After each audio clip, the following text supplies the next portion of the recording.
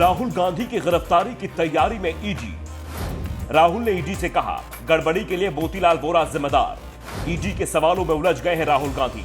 3 दिन की पूछताछ के बाद मांगा 1 दिन का ब्रेक। 3 घंटे ईडी कर चुकी है राहुल से पूछताछ। नेशनल हेराल्ड मामले में राहुल गांधी बुरी तरह से फंसते दिख रहे हैं। 3 दिन से वो ईडी कार्यालय जा रहे हैं, जहां उनसे घंटों लंबी पूछताछ हो रही है। 3 दिन में राहुल से करीब 30 घंटे की पूछताछ हो चुकी है।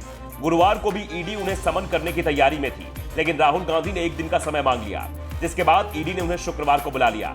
राहुल गांधी से ईडी दफ्तर के अंदर पूछताछ चलती है तो बाहर कांग्रेस के नेता प्रदर्शन करते हैं। 3 दिन से यही कहानी चल रही है, लेकिन राहुल गांधी के चेहरे का बढ़ता तनाव बता रहा है कि इस बार मामला आसान नहीं है। ईडी का शिकंजा उन पर कसता जा रहा है। तीसरे दिन तो इस बात के संकेत भी मिलने लगे थे कि राहुल गांधी को गिरफ्तार किया जा सकता है, क्योंकि रात गहराती जा रही थी और राहुल गांधी ईडी के दफ्तर से बाहर नहीं आ रहे थे। लेकिन ईडी अधिकारियों ने फिलहाल ऐसा कदम नहीं उठाया। दूसरा, जिस तरह से राहुल गांधी ईडी की पूछताछ में शामिल हो रहे हैं, उससे ईडी को उनकी गिरफ्तारी की अभी जरूरत महसूस नहीं हुई है। लेकिन राहुल की गिरफ्तारी नहीं होगी, इस बात से कोई इंकार नहीं कर रहा है। इस बीच जो खबर सामने आ रही है वो चौंकाने वाली है। दावा किया जा रहा है कि राहुल गांधी ने ईडी को बताया है कि जो कुछ गड़बड़ी हुई है उसमें उनका कोई हाथ नहीं है।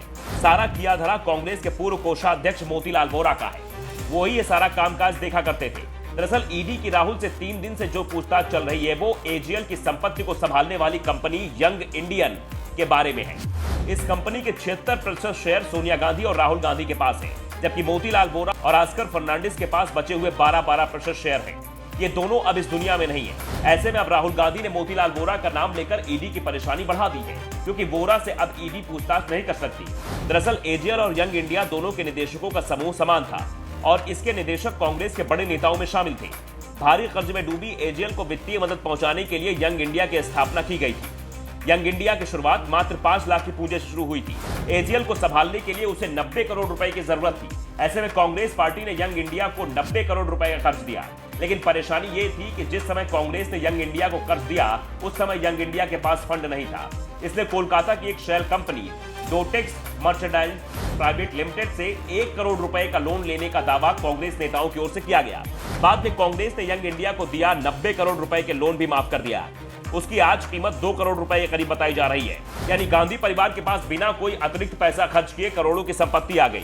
और अब राहुल गांधी दावा कर रहे हैं कि उन्हें इस बारे में ज्यादा कुछ जानकारी नहीं है। उन्होंने यंग इंडिया से 1 पैसा नहीं लिया है और जो कुछ हुआ है उसके पीछे उनका कोई हाथ नहीं है। जो भी किया है मोतीलाल वोरा ने किया है। लेकिन ईडी को राहुल की बातों पर भरोसा नहीं हो रहा है, इसलिए उनके साथ आगे की लंबी पूछताछ की तैयारी है।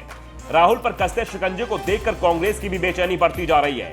कांग्रेस नेताओं का दावा है कि राहुल गांधी मोदी सरकार पर लगातार निशाना साधते रहे हैं, इसलिए सरकार उन्हें झुकाने के लिए फर्जी मामला बना रही है। जिस मामले में मोदी सरकार ही गांधी परिवार को क्लीन चिट दे चुकी है, उसकी दोबारा से जांच करा रही है।